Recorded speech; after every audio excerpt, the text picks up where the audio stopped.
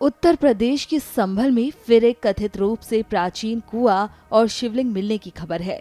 आप देख सकते हैं कि जेपीसी से खुदाई की जा रही है, जिसके बाद कुएं की दीवार हल्की सी दिखना शुरू हुई है। इस कुएं के बारे में वहां मौजूद नगर पालिका परिषद के अधिकारी ने पूरी जानकारी दी।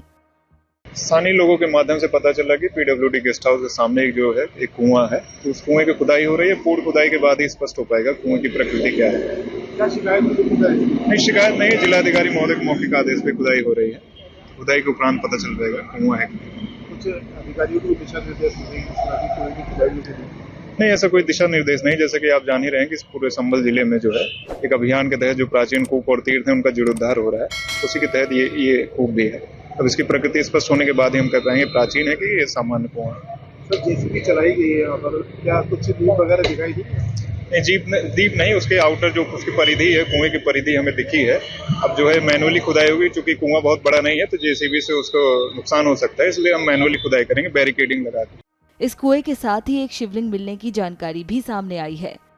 संभल डीएम ने इस मामले पर क्या कुछ कहा, सुनिए। संभल में तहसील है गुन्नौर, उसका एक ब्लॉक है रजपुरा, वहाँ का गांव पहलवाड़ा है।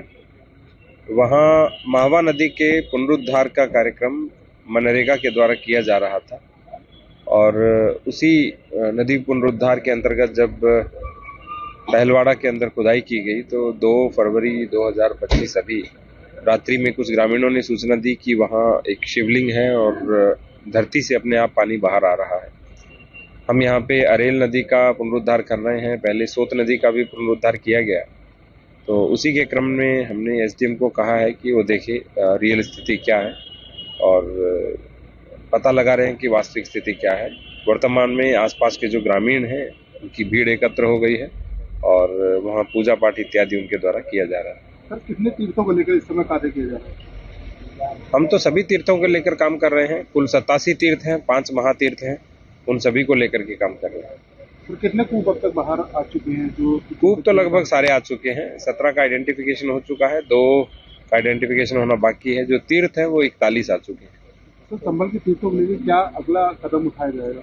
पर्यटन विभाग के माध्यम से, जो धर्मार्थ कार्य विभाग है उनके माध्यम से, उसके अतिरिक्त ग्राम के बजट से और नगर पालिका परिषद के बजट से और CSR के माध्यम से कन्वर्जेंस करके हम सभी तीर्थों का पुनरुद्धार कर रहे हैं।